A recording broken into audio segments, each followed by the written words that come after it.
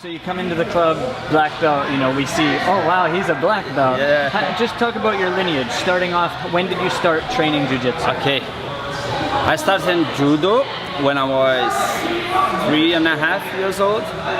And I did judo until the purple belt.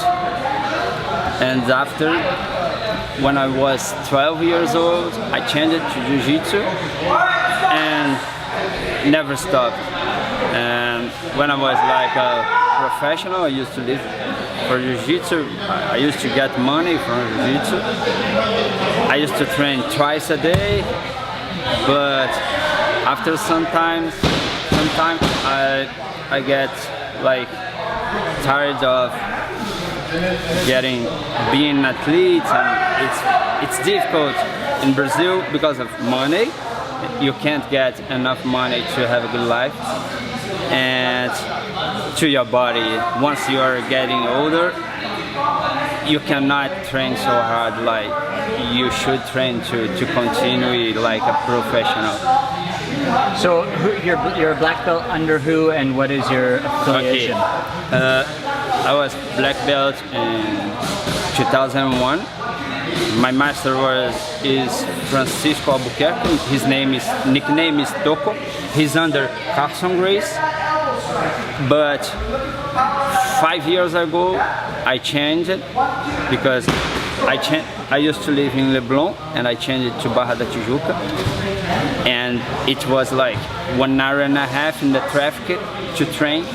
And I always have a lot of friends teaching, and I changed it to GF team. That's my team today. 5 years ago, and these days I am GF team member. And you've competed your whole life? Yeah, my whole life, always. Even in judo, in jiu-jitsu, wrestling, submission, always competing, always. What is a competition and sort of a championship that sticks out the most to you? Oh, the national teams championship. We won it twice.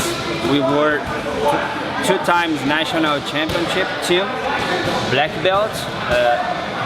There's 2 divisions, and until 73 kilograms and higher. We were 2 times champion, and it's good because it's not only you. You depend on your team, and the friendship matters a lot in this kind of competition.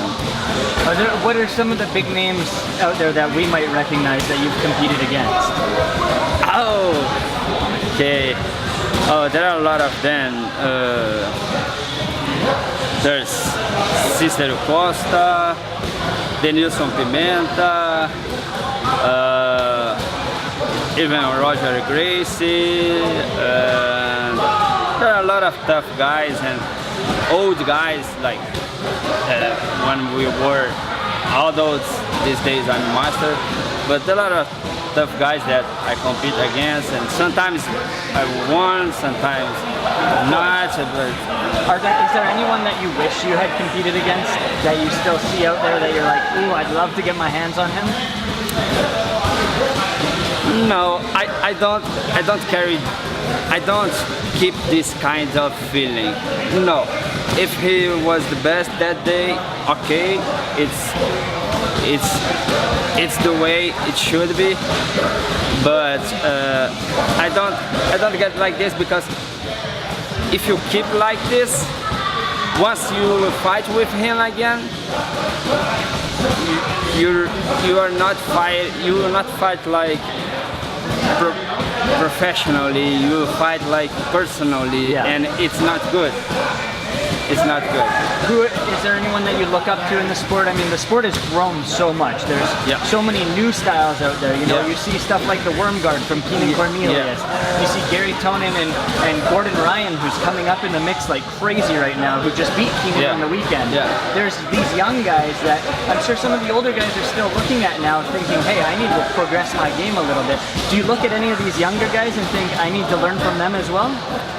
Yeah, there are some guys that I really like, the jiu-jitsu, but there are a lot of them that they win a lot of competitions, but it's so different than the jiu-jitsu that I learned, and it's like it's the jiu-jitsu more competitive. I know that it's the way that it is, but it's not as beautiful as it was in the past.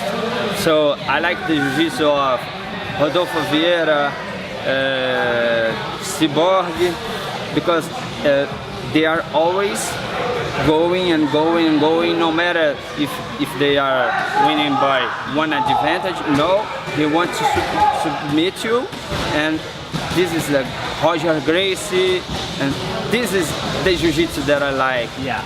Cobrinha, and not like, I respect them, but it's not my type of jiu-jitsu, keeping the same position like 10 minutes and it's done. No, I don't like it. I prefer you go, try to submit the guy, try as hard as you can, and I prefer this way. So fresh in Vancouver. Yeah. Just talk about the reason behind coming to Vancouver. Okay. I used to live in Rio de Janeiro, and I have 2 little kids, and in Rio these days is very difficult to live, very dangerous. Everything is so expensive. People are so impolite, and I think that's a better place to my son and my daughter, and it's better for them, and it's better for us, better place to live. So we see you as a black belt coming in here, we automatically think you must own your own club in Brazil. That's not the case. You have a different business in Brazil. Just talk about that. Yeah. As I said, in Brazil it's very difficult to live being an athlete, being a jiu-jitsu teacher.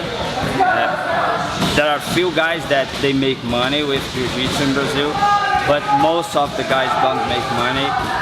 And I was tired of this kind of thing, and I did college in physical education. Then I did the postgraduate and physical education too. Then I did a master in business, and I opened a restaurant.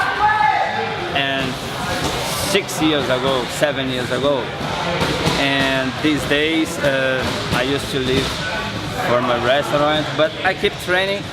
But it's better when you are not professional.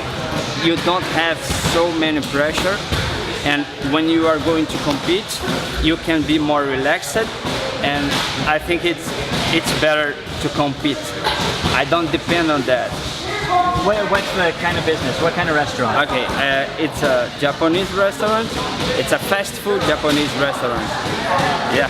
Nice. So finally, you're in Vancouver, you're living here in Burnaby. What's the goal overall for your time here in Canada? Yeah. We came to spend a year at least, and after a year we have to decide what to do.